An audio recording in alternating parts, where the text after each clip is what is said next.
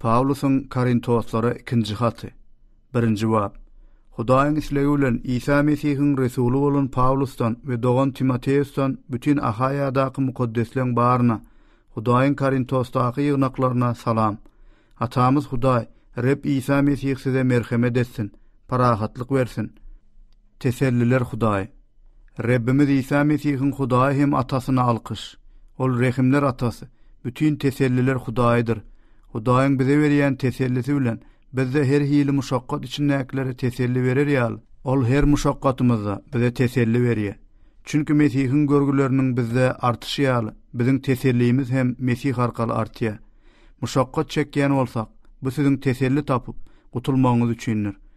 Bu gutuluş biziň hem görýän görgülenmede döz gelmeňiz bilen emele gelýändir. Bize teselli berilýän bolsa, bu siziň teselli tapmagyňyz, gutulmagyňyz üçindir. Biziň siz hakdaky umydymyz berkdir. Çünkü görgülenmede şärik bolşuňyz ýaly. Ruhlanmamyza da şärikligiňizi bilýäris. Çünkü ey doganlar, Aziýada biziň başymyza gelen muşakkatlardan siziň habarsyz bolmagyňyzy islemeýäris.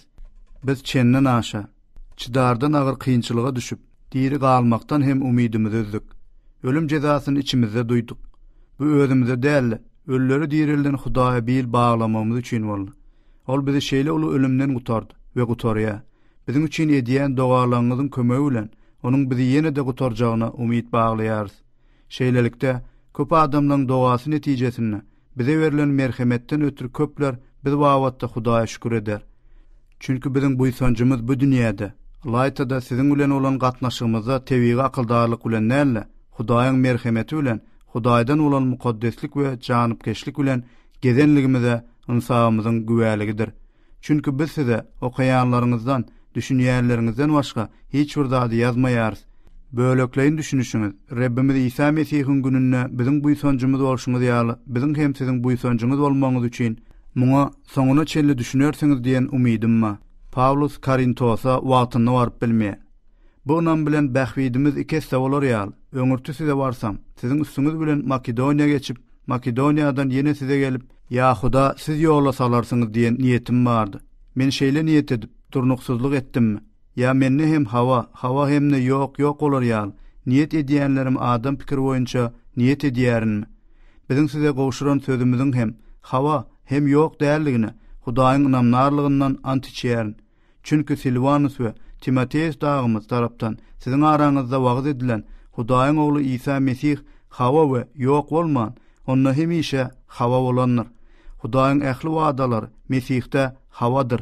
Şonuň üçin biz arkaly Hudaýa şöhrat bolar ýaly.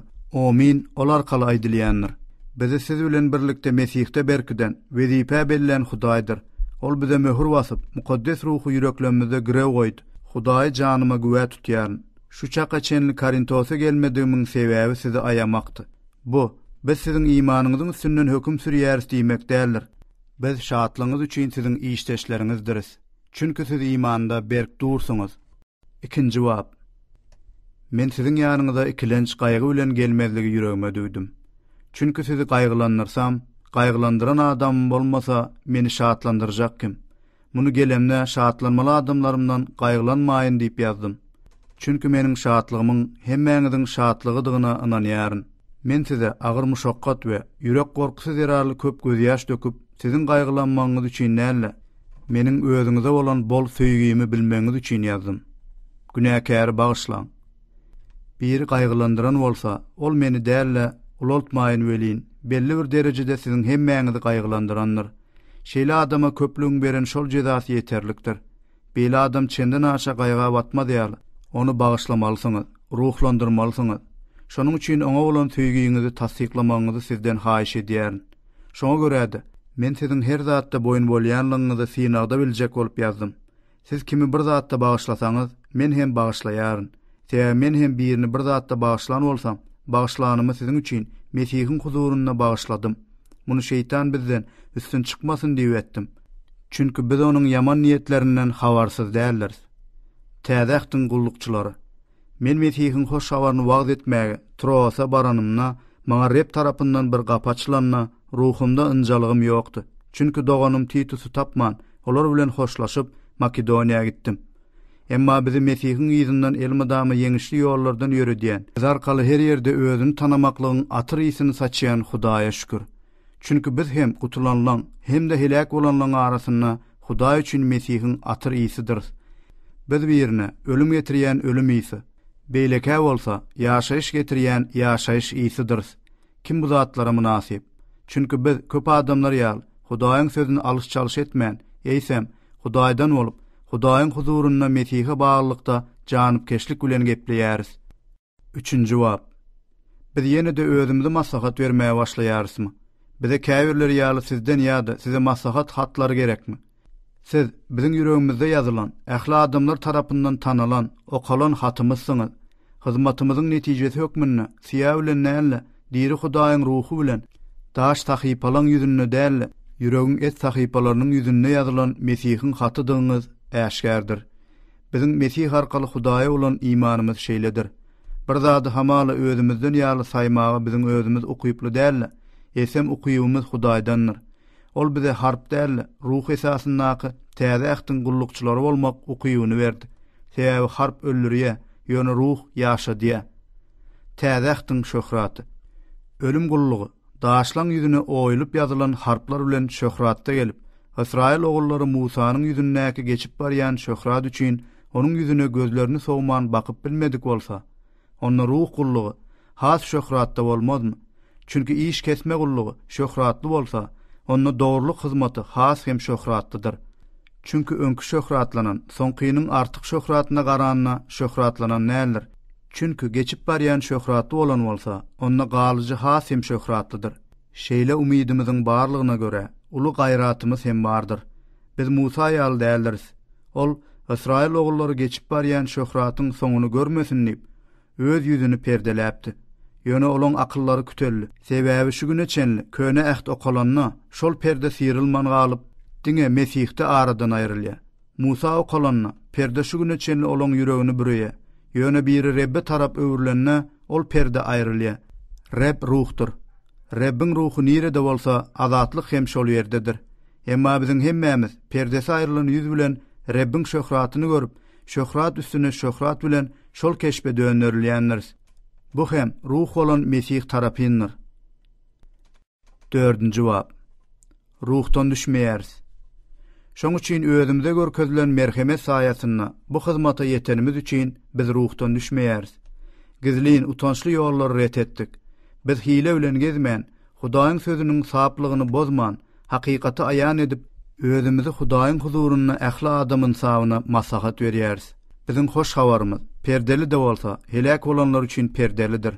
Hudaýyň keşpi bolan Mesihiň şöhratynyň hoş habarynyň nury olary ýagtylandyrmasyn diýip, bu dünýäniň taňrysy imansyzlaň akyllaryny kütellenir. Çünki biz özümizi däl, Mesih Ýysany Reb diýip, özümizi bolsa Ýysanyň hatyrasyna sizin kulluğunuz diýip yglan edýäris. Çünkü tümlükden nur parlasın diýen Hudaý Mesihiň ýüzüne Hudaýyň şöhratyny tanamak nuruny bermek üçin biziň ýüregimizi ýagtylandyrdy. Ýöne iň üstün gudratyň bize däl, Hudaýa degişlidigi bilinsin diýip, bu genji toprak gaplarda saklap ýöris. Biz her tarapdan gysylýarys, ýöne owrunmaýarys. Biz çäresiz ýagdaýdadyrs, ýöne çykalgasy däldirs. Kowalanýandyrs, ýöne terk edilen näldiriz. Yere urlanırız, ýöne ölenlerleriz. İsa'nın ýaşaýşy tenimizde aýan bolsun diýip, onun ölümini hemişe tenimizde götürýäris. Çünkü bizim ölümlü tenimizde İsa'nın ýaşaýşy hem aýan bolsun diýip, biz ýaşaýanlar onun hatyrasyna ölüme tapşyrylýarys. Şeýlelikde ölüm bizde, ýaşaýyş bolsa sizde işleýär. İman etdim, şonuň üçin gepledim diýip ýazylyşyna göre, biz de bu iman ruhuna eýe bolup iman edýäris. Şonuň üçin de gepleýäris. Çünkü Reb İsa'ny direldeniň bizi hem İsa arkaly direllip, siz bilen birlikde öz öňünde durjagyny bilýäris. Täze Hudaýyň merhemeti kän adamlar arkaly köpelip, Hudaýyň şöhratyna şükür artdyrar ýaly, ähli zat siziň üçindir. Munyň üçin biz ruhdan düşmeýäris. Gaýtam, daşka adamymyz bozulsa da, içki adamymyz gün-we-günden täzelenýär. Sebäbi yeňil wagtlaýan muşakkat biziň üçin juda artykmas şöhratyň ebedi agramyny emele getirýär. Sebäbi biz görünýän zatlara däl, görünmeýänlere seredýäris. Çünkü görünýänler wagtlaýan, görünmeýänler ebedidir. 5-nji jogap. Gökdäki meskenimiz. Çünkü biziň bu dünýä öýümüz bu çadır weýran bolsa, gökde Hudaýdan bir imaratymyzyň, el bilen ýasalmadyk ebedi öýümüziň bardygyny bilýäris. Sebäbi gökdäki meskenimizi giyinmegi küýsäp, munna ak çekýäris. Ýöne giyinsek, ýalaňaç görünmäris. Çünki bu çadyrda bolýan bu ýük aslynda ak çekýäris. Sebäbi pany bolanlary ýaşaýyş ýuwutyny ýalaňaçlanmak däl, giyinmek isleýäris. Hudaý bizi şunuň özü üçin taýýarlap, bize ruhu hem girew berdi. Şeýlelikde hemişe gaýratly bolup, tenne mesken tutýan wagtymy, Rebden uzakdadygymyzy bilýäris. Çünki biz didar arkaly däl, iman arkaly ýetýäris. Gaýratly bolup, tenden aýrylmagy, Rebbin ýanyna mesken tutmagy görýäris. Şonuň üçin bu tenne ýaşasak da, aýrylsak da, onuň pisinde oturjak adamlary bolmagy ihlas edýäris. Çünki ýaşy bolsun, ýaman bolsun, bedendekek öz edenlerimize laýyk almatymyzy almak üçin hemmämiz Mesihiň höküm kürsüsine häzir bolmalyrys. Yaraşdyrma gullugy. Şeýlelikde biz Rebden gorkmagyň nämedigini bilýändigimiz üçin adamlary ynandyrýarys. Ýöne Hudaýa aýanyrys. Siziň ynsaňyňyza da aýanyrys diýen umydym ba. Biz ýene de özümize size maslahat bermeýäris. Ýöne ýürek bilen näle, daşky görnüş bilen magtanýanlara aýdara gepiňiz bolar ýa. Size biziň bilen magtanmaga esas berýäris. Biz aklymyzy ýitiren bolsak, bu Hudaý üçindir. Egerde aklymyz başymyzda bolsa, siziň üçindir. Çünki Mesihiň söýgüsi bizi mejbur edýär. Sebäbi biri hemmäniň uruny öldü. Eýle bolsa, hemmesi ölendir diýip hasap edýäris. Ol ýaşaýanlar artykmaş özleri üçin näle? Olar urunyna ölen we dirilen üçin ýaşasyn diýip hemmäniň uruny öldü. Şonuň üçin biz mundan beýle hiç kimi adam ölçeklerine göre tanamaýarys. Mesihi şeýle tanan hem bolsak, inni beýle tanamaýarys. Şonuň üçin kim Mesihe bagly bolsa, ol täze mahlukdur. Köne zatlar geçdi. Inni ählisi täze bolanlar. Herki zat Hudaýdandyr. Ol bizi Mesih arkaly özü bilen ýaraşdyrdy. Bize ýaraşdyrma gullugyny berdi. Ýagny Hudaý dünýäni özü bilen Mesihde ýaraşdyrdy. Ýazyklaryny hasaba alman, bize ýaraşdyrma sözüni berdi. Şeýlelikde inni hamala Hudaý biz arkaly haýyş edýän ýaly. Biz Mesihiň ilçileridirys. Mesih tarapyndan ýalwarýarys. Hudaý bilen ýaraşyň. Biz oňa bagly bolup, Hudaýyň dogrulygynyň paý alarýar. Ol günäni tanamayan Mesihi biziň üçin günä gurban etdi. 6-njy jogap. Biz onuň bilen işteşlik edip, Hudaýyň merhemetini boş ýere kabul etmäň diýip ýalwarýarys. Çünki ol amatly wagtda saňa gulak assym, gutuluş gününe saňa ýardam etdim diýe. Inni şu amatly wagtdyr. Inni şu gutuluş günüdür. Paulusyň çeken muşakkatlary. Biz gullugymyz känje sedewar bolmaz ýaly. Hiç zatda biriniň büdürmegine sebäp bolman. Her zatda Hudaýyň gullukçylary hökmünde özümizi maslahat berýäris.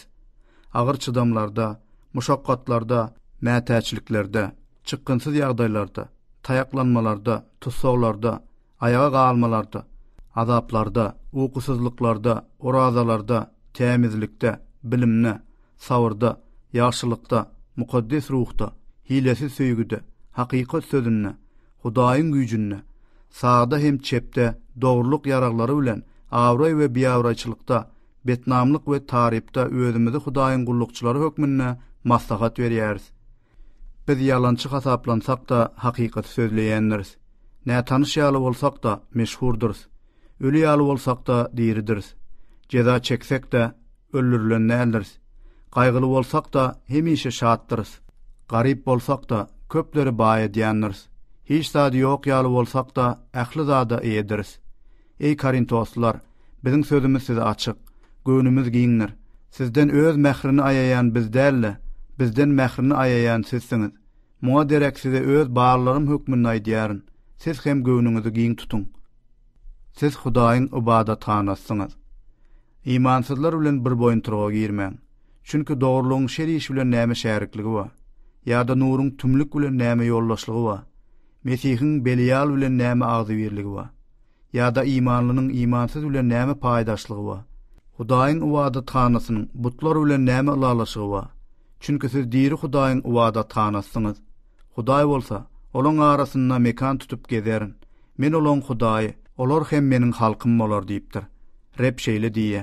Munuň üçin olaň arasyndan çykyn, olardan aýrylyň, murdara galtaşmaň.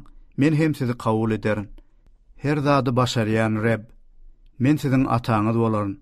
Siz hem meniň ogul gyzlarym bolarsyňyz diýe. 7-nji jogap. Ey söýgüli doganlar, Bu wadalanmyzyň barlygyna göre her hili ten we ruh pisliginden temizlenip Hudaýdan gorkmakda mukaddesligi kämilleşdireliň. Pawlusyň begenji: bize ýüregiňizden yer berin. Biz hiç kimi ynjadan nälersiz, hiç kimi azdıran nälersiz, hiç kimi eden nälersiz. Muny size ýazgarmak üçin aýtmaýaryn. Sebäbi bile ölüp, bile ýaşar ýaly. Biziň ýüregimizde döňňizi men odal aýtdym. Size biçak guwanýaryn. Men teselliden ol. Muşakkatymyz arasynda begenjim çäksiz. Çünki Makedoniýa gelenimizde de göwnümiziň ynjalygy bolman her tarapdan gysylýardyk. Daşarda uruşlar, içimizde gorkular vardı. Emma pes göwnüleri ruhlandyrýan Hudaý Titusyň gelmegi bilen bize teselli berdi. Diňe onuň gelmegi bilen hem däl, siziň oňaýdan teselliňiz bilen hem teselli tapdyk. Ol siziň küýsöňizi, ýasyňyzy, maňa bolan ihlasıňyzy habar berenne has hem begennim. Çünki hatym bilen sizi gaýgylandyran bolsam hem ökünmeýärin. Ökünen bolsamna, çünki ol hatyň az wagt hem bolsa sizi gaýgylandyranyny görýärin. Inni begenýärin.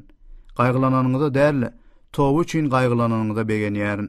Çünki siz bizden hiç bir ziýan görmän, Hudaýyň islegi boýunça gaýgylanyňyz.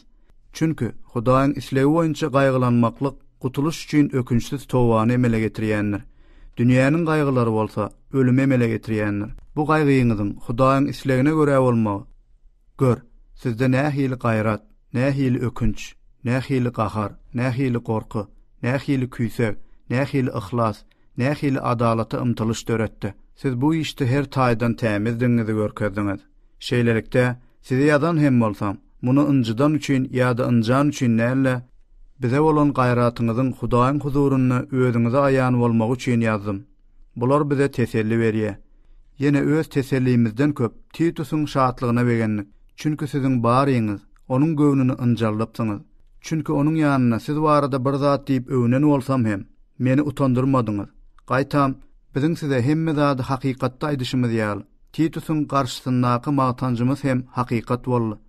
Ol hemmeňiziň boyun bolanyny, onu gorky hem titreme bilen garşylanyňyzy ýatlanyna size bolan söýgüsi hasda artýar.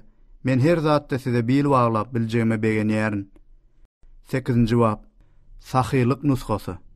Ey doganlar, Hudaýyň Makedoniýanyň ýygnaklaryna beren merhemetini size bildirýäris. Ulu muşakkat synagyna, olaň şatlygynyň bollugy aýan boldy. Olaň aşa garyplygy, sahylyklaryny çäksiz baýlygy öwrüldi. Olaryň öz ýagdaýlaryna görä, hemne ýagdaýlaryndan aşa sahylyk edenlerine men güwä geçýärin. Olar bu haýır işe, mukaddeslere gulluk etmäge özleriniň gatnaşmagyny köp ýalwaryp bizden haýyş etdiler. Hatta umid edişimizden ýokary bolup, olar özlerini ilki Rebbe, soňda Hudaýyň islegi bilen bize peşkeş etdiler. Şonuň üçin bu haýyr işi odal nähili başlan bolsa, şeýle hem araňyzda bitirmegi biz Titusdan haýyş etdik. İmanna, sözde, bilimne, her hili gaýratda, bize bolan söýgüňizde, ähli zatda bolşuňyz ýaly, bu haýyr işte de üstün bolun. Muny buyruk hökmünde däl, beýlekleriň gaýraty arkaly söýgüňiziň hakykylygyny synap aýdýaryn. Çünki siz Rabbimiz İsa Mesihiň merhemetini bilýänsiňiz. Garyplygy bilen siz baýar ýaly, ol baýka garyp boldy. Bu hakda men öz pikirimi aýdaýyn. Çünki bu siziň üçin peýdalydyr. Siz öten ýyldan bäri diňe etmekde däl, muny arzulamakda hem ilkinjilerdiňiz. Indi arzulamaga göwnjäň bolşuňyz ýaly, başardyňyzdan bu işiň bitmegi üçin onu soňuna çenli alyp baryň. Çünki göwnjäňlik bar bolsa, adamyň ýoguna görä däl, baryna görä bermegi makuldur. Biz başgalaryna ýeňil, size agyr bolmagyny islämzok, deňligi isleýäris. Olaň hem artykmaş zady siziň ýetmediňizi doldurar ýaly. Şu wagt siziň artykmaş zadyňyz olaň ýetmediňini doldursun. Şeýle köp ýygnanyň artygy, az ýygnanyň hem kem zady galmady diýip ýazylyşy ýaly deňlik bolar. Titus Korintos'a berilýär. Siz wagtda şeýle ihlasy Titusyň ýüregine guýan Hudaýa şükür. Çünki ol biziň haýyşymyza gulak asyp, köp ihlasy bolan üçin öz islegi bilen siziň ýanyňyza gitdi. Biz hoş habarda bütün ýygnaklar tarapyndan tariplanýan dogany hem onuň bilen bile ýolladyk. Mundan başga-da ol dogan Rabbiň şöhraty üçin we biziň öz göwnjeňligimizi görkezmek üçin ýerine ýetirýän bu haýyr işimizde ýygnaklar tarapyndan bize ýoldaşlyk etmäge saýlandy. Biz gullugymyz bilen gazanylan bu gatanç hakda hiç kim bize garalyk yapmaz ýaly, ätiýaji ellen bermeýäris. Çünki biz diňe bir Rab huzuruny däl, eýsem adamlar huzuruny da ýaxşy işiň aladasyny edýäris. Ihlaslydygyny köp zatlarda telim edek synan, Inni hem size bolan ulu ynam arkaly hasta ihlasly bolan doganymyzy hem olar bilen ýolladyk. Titus hem meniň şäherdim. Siziň araňyzdaky işdeşimdir. Doganlarymyz bolsa ýygnaklaň ilçileri, Mesihiň şöhratydyr. Inni söýgüňizi, siz haktaky magtanjymyzy ýygnaklaň gözüniň alnynda olara suwd ediň. 9-njy jogap. Mätäç imanlara kömek. Mukaddeslere gulluk etmek barada meniň size ýazmamyň geregi ýok. Çünki ýardama bolan meýliňizi bilýärin. Ahaya ötün ýyldan bäri taýýar dur diýip Makedoniýalylaryň ýanyna siz hakda öwünýärin. Siziň ihlasıňyz köpleri höweslendirdi. Biziň bu wagtda siz hakda öwünmämiz biderek bolman, aýdyşym ýaly, taýýarlykly bolmaňyz üçin doganlary ýanyňyza ýeberýärin. Çünki Makedoniýalylar meniň bilen gelip de siziň taýýar däldiňizi görseler, biz siz diýmeýäris, beýle ynamlyk üçin utanja galarys. Şoňa görä hem menden öň ýanyňyza baryp, wada edilen peşkeşlerinizi öňden taýýarlamaklaryny doganlardan haýyş etmege zerur bildim. Şeýlelikde ol boşluk bilen näle bir hakyky peşkeş hökmüne taýýarlanar. Şunu bilin, az eken az orar, köp eken köp orar. Tukatlyk ýa mejburluk bilen näle her kim öz göwnünden çykaranyny bersin. Tebe Hudaý begenç bilen bereni söýýändir. Hemişe hemme zadyňyz ýeterlik bolup, her ýaxşy işe bol mümkinçiligiňiz bolar ýaly.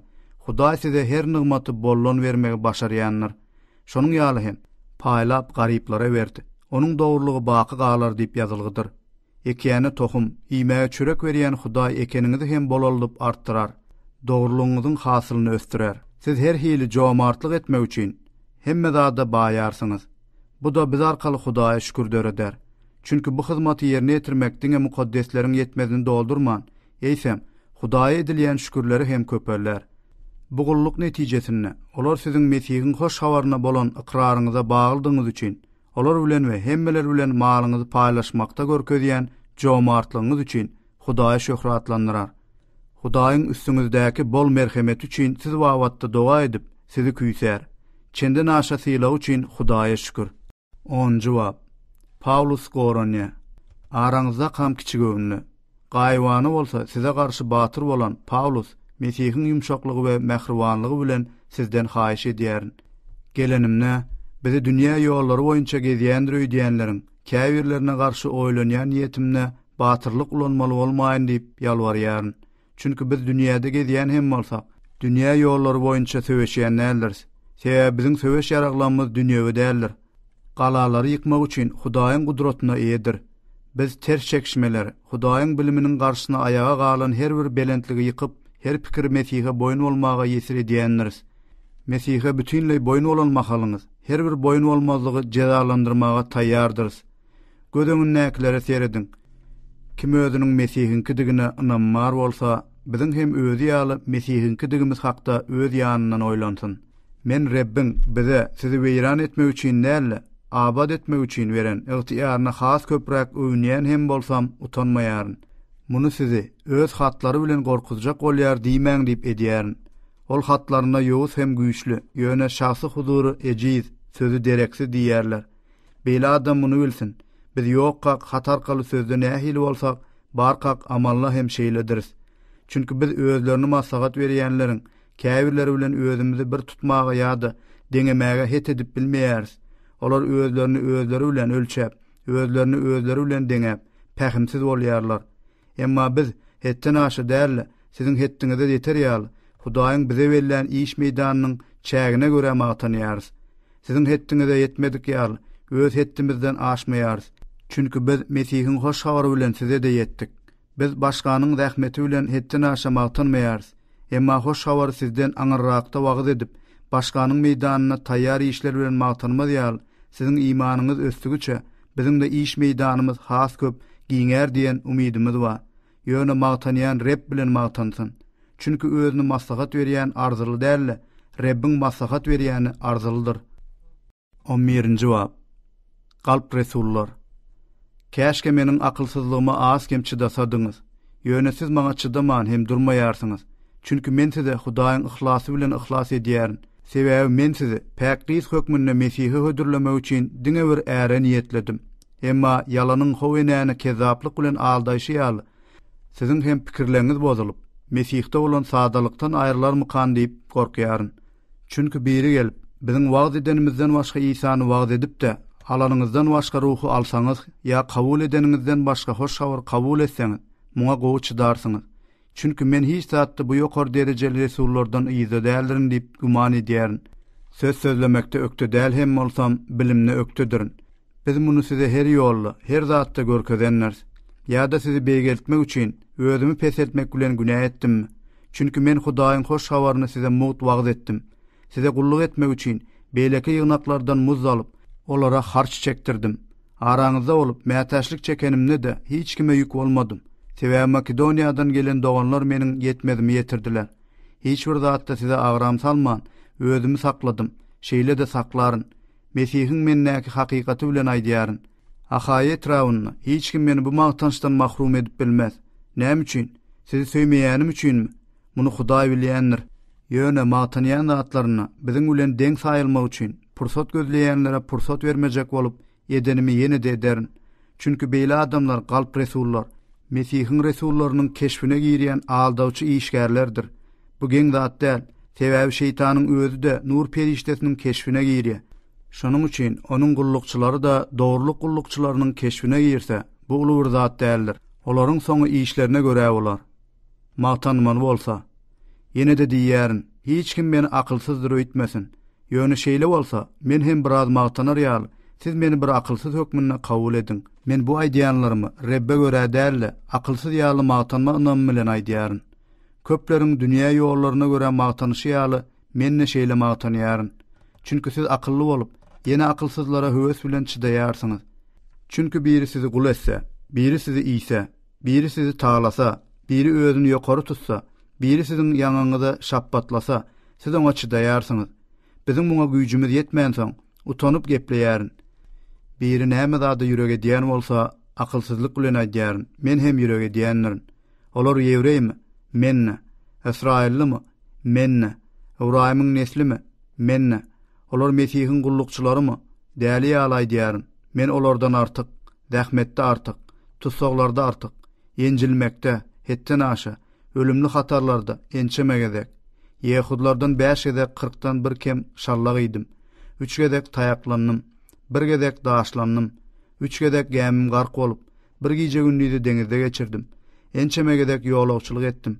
Derýalarda hem garakçylar arasynda, öz halkym hem özge milletler arasynda hop hatara uçradym. Şäherde, çölle, deňizde, galp doganlar arasynda hop hatarda boldum. Zähmet hem zorlukda, köp gedek uýkusuzlukda, açlyk hem suwsuzlukda, köp gedek orazalarda, soğukta hem yalaňaçlykda boldum. Bulardan başga da her gün meni basmarlayan ähli ýygnaklar baradaky aladadyr. Kim ejizläp men ejizlemeýän, kim büdüräp men ýanmaýan. Magtanmaly bolsa, men öz ejizligimi görkezýän zatlar bilen magtanjak. Meniň yalan sözlemeýänimi baky mübarek Rebbimiz İsa'nyň Hudaýy hem atasy bilýänler. Şamda Aret paçasynyň vilayet häkimi men tutjak bolup, Şamlaryň şäherini saklaýardy. Şonda meni sebedi salyp, şäher diýwarynyň penjeresinden aşak düşürdiler. Şeýdip, ondan sypdym. 12-nji jogap. Pawlusa gelen ilhamlar. Magtanmagym dogrudanna peýdaly zat däl. Çünki Rebden gelen görnüşlere, ilhamlara gelýärin. Men Mesihde bir adam tanıýaryn. Ol 14 ýyl mundan özal, bilmeýärin tennemi, bilmeýärin tennen daşardamy, Hudaý bilýär. 3-nji göwge akidildi. Bu adam marada şunu bilýärin, bilmeýärin tennemi, bilmeýärin tennen daşardamy, Hudaý bilýär. Ol behişde akidildi. Ol ýerde adamzady sözlemäge ruhsat edilmedik, aýdyp bolmajak sözler eşitdi. Men şeýle adam hakda magtanýaryn. Ýöne ejizligim bolaýmasa, özüm hakda magtanar adamym ýok. Çünki magtanjak bolsam, akylsyz bolmaryn. Sebäbi men hakykat aýdýaryn. Ýöne biri meni görenden ýa eşitenden ýokary bilämesin diýip magtanmaktan saklanýaryn. Alhamlaryň bollugundan ýa özüm ýokary tutmaz ýaly, tenimne tiken, ýagny özüm ýokary tutmaz ýaly meni ýumruklamak üçin maňa bir şeytan periştesi berildi. Onu menden aýyrsyn diýip Rebbe 3 gedek ýalbardym. Ol maňa, saňa meniň merhemetim ýeterlikdir. Çünki meniň gudratym ejizlikde kämilleşýändir diýdi. Şunuň üçin Mesihiň gudraty üstümne kölege salar ýaly, höwes bilen öz ejizliklem hakda has hem magtanýaryn. Şu sebäpden men Mesih ugrundaky ejizliklere, sögünçlere, mätäşliklere, azarlara, kynçylyklara razy. Sebäbi men ejizkem güýçlüdürün. Men bir akylsyz boldum. Muňa siz meni mejbur etdiňiz. Aslynda siz meni öwmeliňiz. Sebäbi hiç hem bolsam, hiç bir zatdy bu ýokary derejeli resullardan iýde däldirin. Resulluk alamatlarym siziň araňyzda uly sabr bilen alamatlarda, mucizalarda, gudratlarda görkezildi. Çünkü meniň size ýük bolmaýşymdan başga siziň beýleki ýygnaklardan näme pesliňiz bar? Meniň bu adalatsyzlygymy bagyşlaň. Paulusyň Korintoslar barada gaýgysy. Ine, bu siziň ýanyňyza gitmäge 3-nji gezek taýýarlanyşym. Ýöne size ýük bolmaryn. Sebäbi men siziň datlaňyzy däl, özüňizi küýseýärin. Çünkü oglanlar ene ata däl, ene ata çağılar üçin mal mülk ýygnamanlar. Men siziň janyňyz ugrunna barymy höwes bilen harçlap bütün harçlanaryn. Sizi köpräk söýsem, siz meni azrak söýermisiňiz? Goý, şeýle bolsun. Emma men size ýük bolmandyryn. Ýöne mekir bolanym üçin sizi hile bilen tutanmyşym. Ýanyňyza ýiberen adamlarymyň biri arkaly sizi ezdimmi? Men Titusdan haýyş etdim. Dogany onuň bilen ýolladym. Titus sizi ezdimi? Biz şol bir ruhda gezmedikmi? Şol bir ýyzarlamadykmy? Siz ýene biz özümizi siziň öňüňizde aklaýandyr söýdýärsiňizmi? Biz Hudaýyň huzurunda Mesihe baglykda gepleýäris. Ýöne, ey söýgüli doganlar, munyň bary siziň awatlanmaňyz üçindir. Çünkü ýanyňyza gelip de sizi isleýişim ýaly, siz hem meni isleýişiňiz ýaly görmezmikäňiz diýip gorkýaryn. Dawa, içi garalyk, gahar, jenjel, töhmet, gıýbat, gawarma we tertipsizlik bardyr öýdüp gorkýaryn.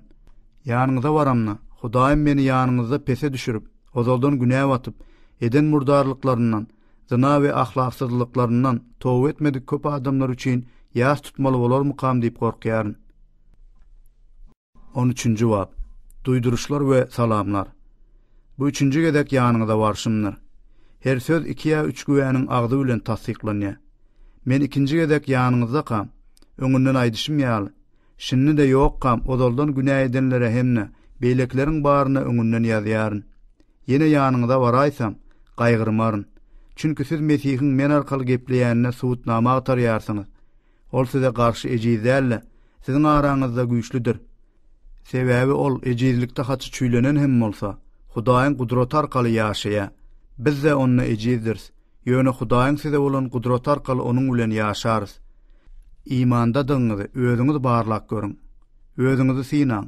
Ýa-da Mesihiň sizde digini özüňiz hem bilmeýärsiňizmi? Beýle bolmasa, synagdan ýykylardyňyz. Ýöne biziň synagdan ýykylmandygymyzy bilýänsiňiz diýip umyt edýäris. Biz siziň asla erwet iş etmezliňiz üçin Hudaýa doga edýäris. Bu synagdan geçen ýaly bolup görünmegimiz üçin näle? Biz synagda ýykylan ýaly bolup siziň ýaxşy iş etmeňiz üçindir. Çünkü biz hakykata garşy hiç bir iş edip bilmän, diňe hakykat ugrunna bir iş edip bilýäris. Biz özümiz ejizde, siz güýçlükäňiz begenýäris. Munyň üçin ýagny siziň kämilleşmeňiz üçin hem doga edýäris. Rabbim maňa ýykmak üçin näle, abatlamak üçin beren ygtyýary boýunça özüm barkam sizi gaty tutmaýyn diýip bu zatlary araňyzda ýok kam ýazýaryn. Ey doganlar, mahlasy şatlykda bolun, kämil bolun, aýdýanlaryma gulak asyň, pikirdeş bolun, parahat ýaşaň. Söýgü hem parahatly Hudaý siziň bilen bolar. Biri-biriňize mukaddes oşuk bilen salam aýdyň. Bütün mukaddesler size salam aýdýar. Reb İsa Mesihiň merhemeti, Hudaýyň söýgüsü, mukaddes ruha şäriklik siziň ähliňiz bilen bolsun. Amin.